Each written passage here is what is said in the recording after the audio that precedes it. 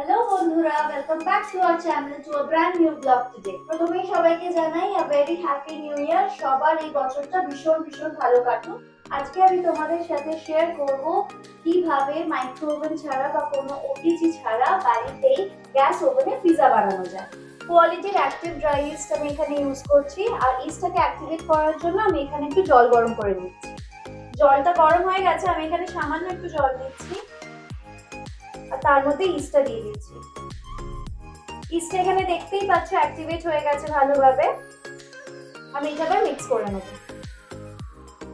প্রথমে আমি পিৎজার ডোটা বানিয়ে নেব। তার জন্য এখানে নিয়ে নিচ্ছি সাদা ময়দা, সামান্য পরিমাণে বেকিং পাউডার, সামান্য পরিমাণে বেকিং সোডা, আর এখানে যে ইস্ট আমি অ্যাক্টিভেট করে রেখেছিলাম সেই ইস্টের মিশ্রণটা আমি এর মধ্যে এবার দিয়ে দিই।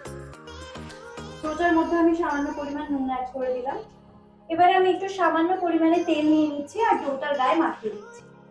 এখানে আমার ডোটা রেডি হয়ে গেছে। এবার এই ডোটাকে সেট করার জন্য আমি এটাকে একটা এয়ার টাইট কন্টেইনারে রেখে দিলাম 2 ঘন্টার জন্য। যতক্ষণ আমার পিৎজার ডোটা সেট হচ্ছে ততক্ষণ আমি পিৎজার বেস সসটা বানিয়ে নিচ্ছি। আর তার জন্য আমি এখানে 4টে টমেটো এরকম খোসা শুদ্ধ বয়েল করে নিয়েছি। এবার আমি মিক্সার জারের মধ্যে এই টমেটোগুলো দিয়ে দিচ্ছি।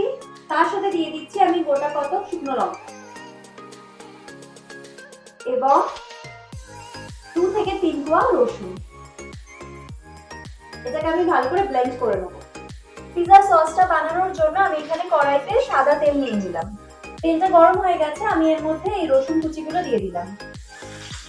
এবারে আমি এর মধ্যে দিয়ে দেবো টমেটো পিউরিটা যেটা আমি বানিয়েছিলাম।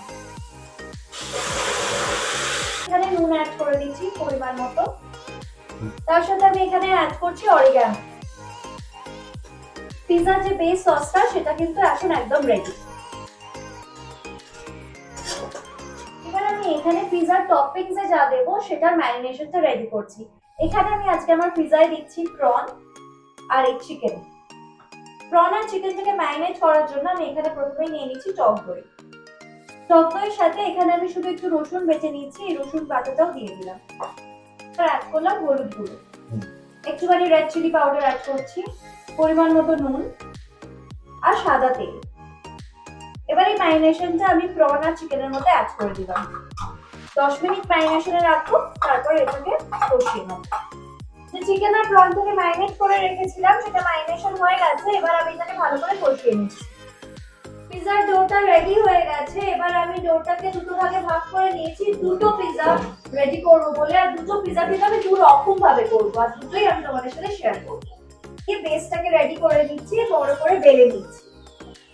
যে একটা ডো রেডি করে দিয়েছিলাম, বেলে নিয়েছিলাম, সেটাকে আমি ননস্টিক একটা তাওয়াতে এখানে দিয়ে দিয়েছি। এটা মোটামুটি 2 থেকে 3 মিনিটের মধ্যেই কিন্তু পিৎজার বেসটা রেডি হয়ে যাবে। ননস্টিক তাওয়াতে যে পিৎজা বেসটা করেছিলাম সেটা রেডি। এবার এর মধ্যে আমি দিয়ে দিচ্ছি পিৎজার যে সসটা বানিয়েছিলাম। এটাকে ভালো করে স্প্রেড করে নিচ্ছি বেসটার উপর। এবার আমি এর মধ্যে চিজ গ্রেট করে দিচ্ছি। এটা ফার্স্ট লেয়ারিং অফ চিজ হচ্ছে, এরপর আরেকটা লেয়ার অফ চিজ আসবে।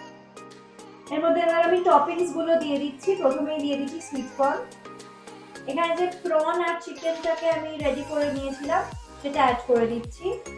তার সাথে আমি 3-4টে পনিরের পিসও দিয়ে দিয়েছি। এর উপর আমি এবার দিয়ে দিচ্ছি গ্রিন বেল পেপারস। এবারে দিয়ে দিচ্ছি ডাইস করে রাখা অনিয়ন।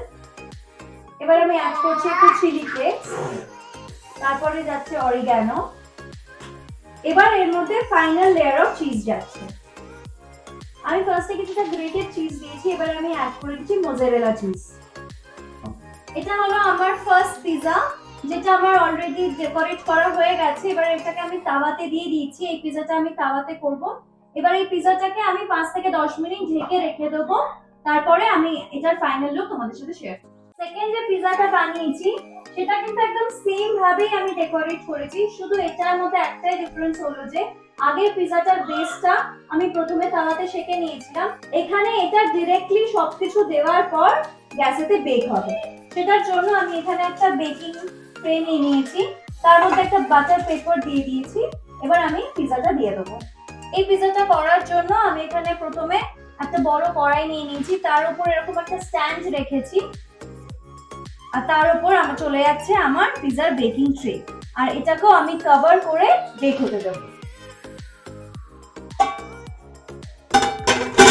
তাওয়ার যে পিজাটা সেটা রেডি হয়ে গেছে, কিন্তু আমার যেটা বেক করতে দিয়েছি ডাইরেক্টলি গ্যাসের উপর সেটা এখনো হচ্ছে। আর এটা হলো আমার সেকেন্ড পিজা, যেটা আমি ডাইরেক্টলি গ্যাসের উপর বেক করেছি। তো বন্ধুরা, আমার পিজার রেসিপিটা কেমন লাগলো? যদি তোমাদের ভালো লেগে থাকে তাহলে অবশ্যই লাইক করে দিও, আর ভবিষ্যতে আরো এরকম ব্লগ দেখতে গেলে চ্যানেলটাকে অবশ্যই সাবস্ক্রাইব করে দিও।